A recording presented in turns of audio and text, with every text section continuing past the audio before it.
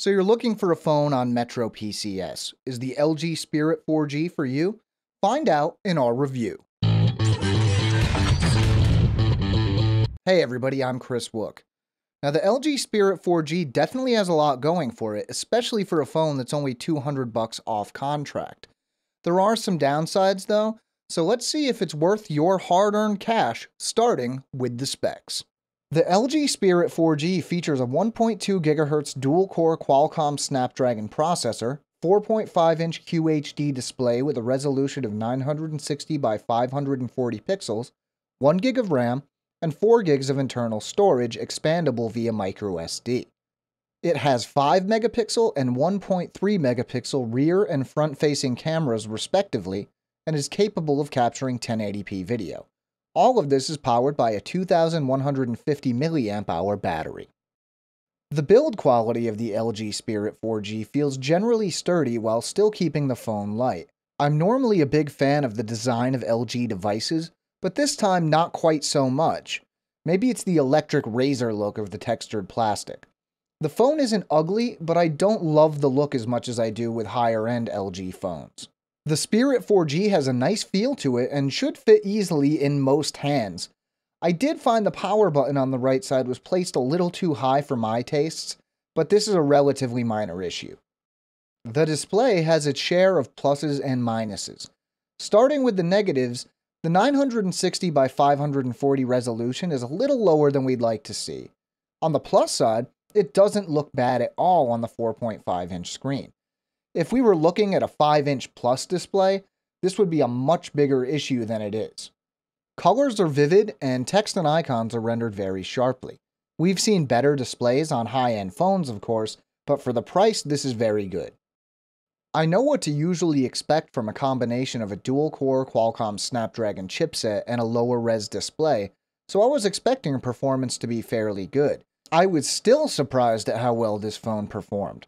While the average Antutu benchmark score of around 11,800 isn't incredibly impressive, real-world performance was very good. Scrolling through various screens was always smooth, apps launched quickly, and the games we threw at it worked very well. Running Epic Citadel in benchmark mode was impressive, especially the final average frame rate of 59 frames per second. It's disappointing, but the LG Spirit 4G runs Android 4.0.4 Ice Cream Sandwich, and as of right now, there haven't been any concrete announcements of a Jelly Bean update. As usual, LG is running its own skin on top, so don't expect the stock Android interface. The usual Google apps, including Chrome, are included, and a bunch of other apps from LG and MetroPCS. If you're like me, and I know I am, you'll probably never use them. The 5-megapixel rear-facing camera is usable, but not too impressive. It'll take a picture of whatever you point it at, but chances are good that the picture won't be anything too special. The front-facing camera shares this issue. Colors aren't especially vivid, and images tend towards the washed-out side. The 1080p video capture is sharp and motion is smooth, but the video has the same somewhat bland look as photos do. While the battery capacity of 2150 mAh may seem on the small side, the combination of a low pixel count and a Snapdragon chipset squeezes quite a bit of life out of it. During testing, I was running benchmarks, games, playing videos, and eventually even tried to kill the battery by letting Epic Citadel run endlessly, and I still got over 7 hours.